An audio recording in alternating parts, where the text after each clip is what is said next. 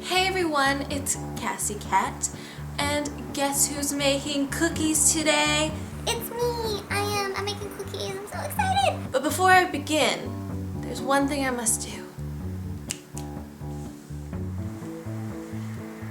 Perfect. Now let's start.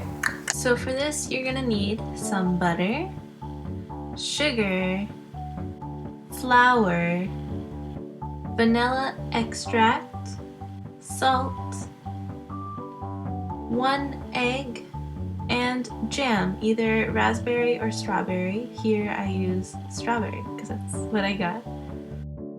And let's begin, yeah. So first you're gonna wanna get your butter and soften it, not melt it. And you're gonna put that in a big mixing bowl. And then a ½ cup of sugar. And you're gonna mix those two ingredients together first. Then you're going to add 1 egg, without the shell, of course. And then mix them all up, mix until it's almost like a mashed potato consistency. Then you're gonna add a ½ teaspoon of vanilla extract. Once that's mixed in, you're gonna add 1½ cups of flour. Slowly add this.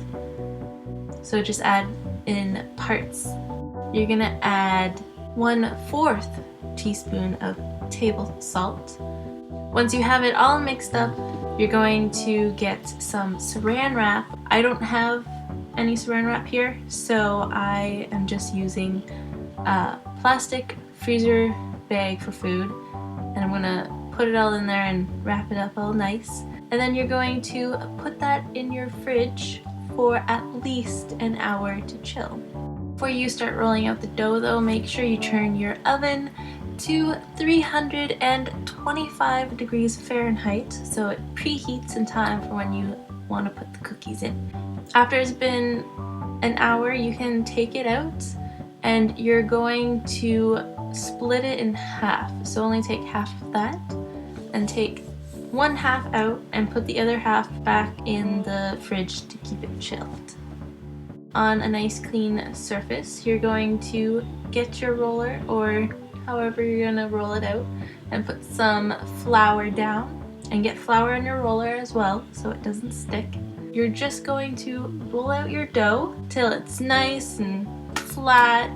I ended up doing it twice because it was a little difficult.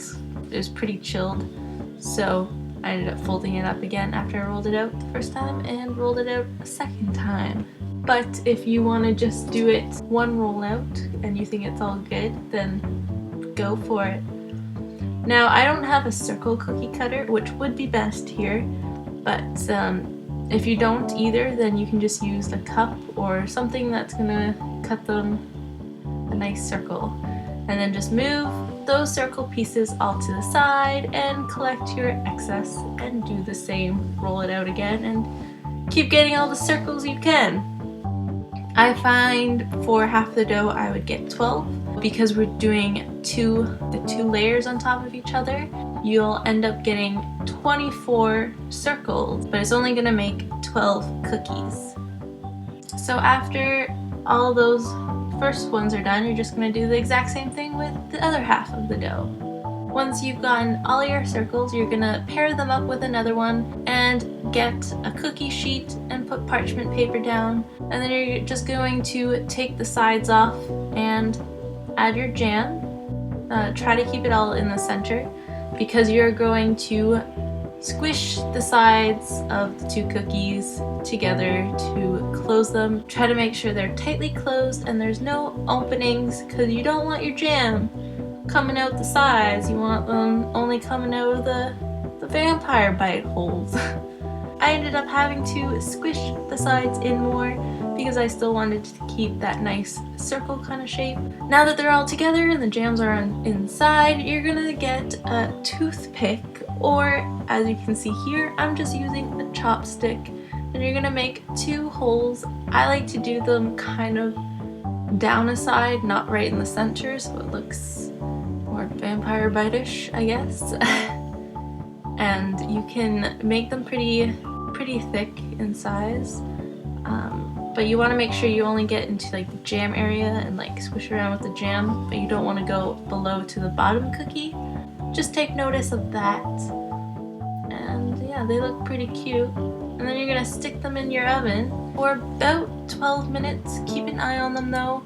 They should lightly brown up on the edges, or just before they do, that's when you want to take them out, because they end up being nice and soft. But you want to make sure, of course, that they're cooked. Make sure you let them cool for at least 10 minutes, because if they're still warm for the next step, then it's going to be really runny and not as thick looking in color. But yeah, for the next step after they've cooled, you can now take a toothpick, or as I'm using again, a chopstick, whichever works for you, and you're going to dip in and get some more jam and just kind of drag them down the side like you see I'm doing here. And when you're done, you've got these adorable looking vampire cookies. Perfect for Halloween or whatever time of year you want to do this, or if you're doing like a vampire party.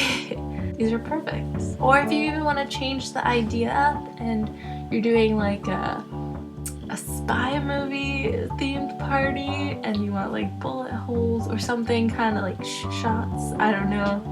You can get really creative with this whole idea and they taste delicious. Hey everyone, so I'm just gonna do this at my desk. I have one of the cookies. I actually like how they turned out. It's really cute. I definitely probably do more raspberry jam just because it's a darker red and would probably look nicer than the strawberry. But yeah, and they kind of flattened out a bit, so because I played with the dough too much when I was doing it. I don't know. Yeah. Anyway, sorry, my camera died like right near the end, so I'm just gonna let it charge and do this now because I really want to eat a cookie because I really want one. They look really good. They smell really good. Okay.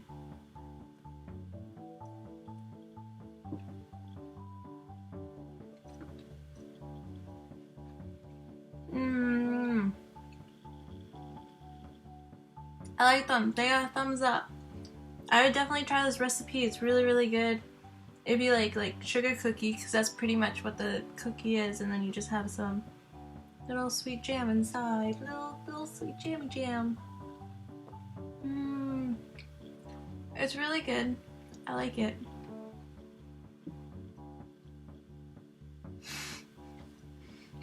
That's all I'm gonna say.